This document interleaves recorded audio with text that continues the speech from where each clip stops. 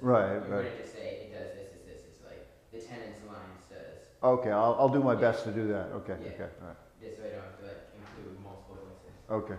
Alright. So what is your name and give a brief bio about yourself and anything else you'd like to add? My name is Tom Demott. I'm from a community group called the Coalition to Preserve Community, and a number of others. I've been in the neighborhood, West Harlem, since the late 60s. I like to write poems and play piano more than go organizing. But organizing we've done for the last 30 years to stay in our homes here in West Harlem. So explain what the coalition is and how it functions. The Coalition Preserve Community is a community group that formed over 7 years ago to deal with institutional expansion in the neighborhood, particularly the Columbia expansion, and also to be supportive for a community development plan called the 197A plan. And over the years we've been supportive of the workers and residents inside the Columbia University expansion area, and of course all around, trying to keep them organized and trying to fight against the Columbia plan and promote a community plan. So explain what the 197A.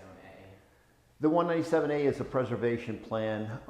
It looks to keep the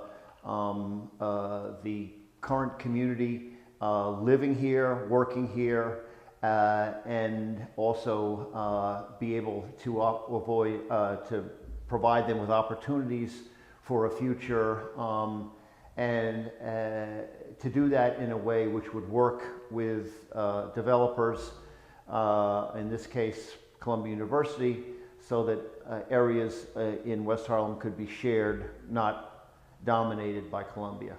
So explain then what Columbia is doing. What Columbia is doing is they're taking a 17-acre swatch of land.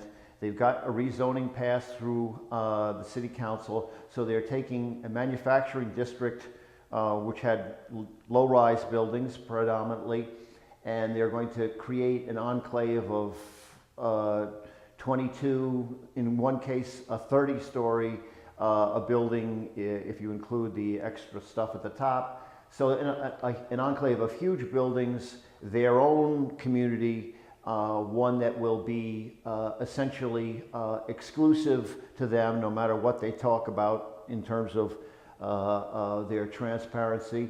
They will remove the businesses, the residents, and in that immediate area using eminent domain and other means of eviction.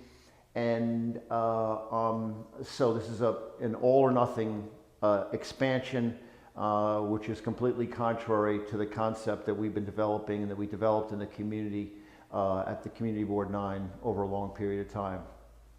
So along with Columbia, though, multiple other colleges and universities are expanding in New York City. So what do you think an optimal solution for them would be to do? Well, I mean, New York is always about space and fighting for it, but so is the history of the country. You have to figure out a way to share space. Otherwise, you'll no longer have a city, you'll have a huge college town. And I think what we're interested in doing, and what Columbia should have been interested in doing as a university which prides itself as being in New York City, is finding a way to preserve that community that surrounds it as it does its necessary expansion. To do that, you have to make some certain determinations, you have to make sacrifices, and just as in the community we have to make sacrifices, Columbia should make them too, and they're not doing that. So it's a real conflict. So why do you think that, since Columbia was able to buy out many buildings, why do you think the few that they weren't able to buy out, why do you think they held up? Well, there's two sets of things going on. There's residential buildings. I imagine you're talking about the buyouts inside the expansion area. There's residential, and then there's businesses, and properties that are owned by people who have businesses in the community. Columbia, and I know this story very well, Columbia really put hardball pressure on a lot of those businesses using the threat of eminent domain to push them out, to cut deals. And also in the process of doing those deals, they have a clause which does not allow the people who sold out to ever explain what their position was, either what they got or even to discuss it.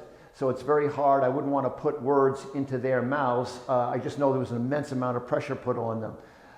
Some who were very interested in staying, like Ann Whitman of Hudson Moving, and she fought, tooth and nail, and was at all the meetings and really, did everything she could, working with the community board to be able to stay. She eventually, the pressure on her family, the cost of, and the potential cost of fighting this legally was so great that even someone like her, who was so, dead set and loved her community, loved her building, which had been in her family for generations, she still feels bad about it.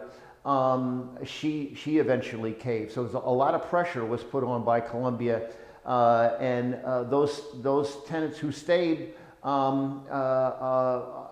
they also stayed because they didn't like the idea that a private institution could come and take their land. So it was a matter of principle, and I'm sure they had a measure of self-interest involved too, although the risk that they've taken by taking a stand and fighting Columbia at this point, who knows whether it works. It's a coin toss here. They have no idea. So I would say in general that the reason most businesses left is because Columbia put on such pressure and such threats to them that they figured, well, let's get the best out of this what we can and get out of here. Right. So how do you think the court case last December is going to affect the rest of the project going forward? Well, obviously the court case has already affected the project at this point because there's been a delay. Columbia won't admit that, but obviously once you get into the court system and there's a ruling against you, some of your plans are delayed. They also had a delay over here because a worker was killed in Ann Whitman's building a couple of months back, and so the Department of Buildings, has a stop work order on that building as well. So there are a number of reasons why delays happen in these things. We're hoping that there will be a strong response from the court backing the ruling, but of course this is the New York State Supreme Court. It's one that's dominated by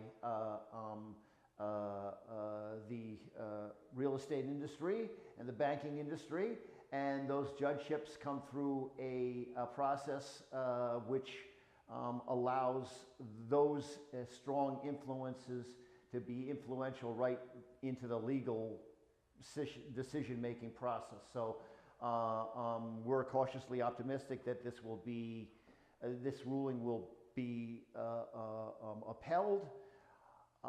And if it is, I think that hopefully Columbia will rethink their position here and maybe come to, even though it's late in the game now and a lot of people have been driven out, but maybe they will come to a position of being able to think, maybe we should go back and rethink the way that we're going to expand and share instead of this all or nothing plan that they're insisting on now.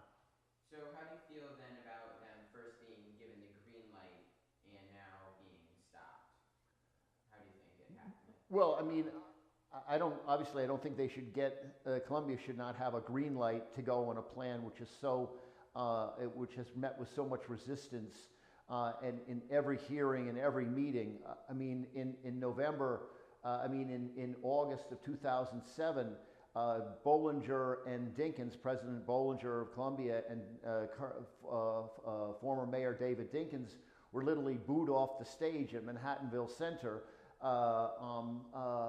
when they were presenting their plan in the land use hearing. That was not something that was some small group of people complaining. That was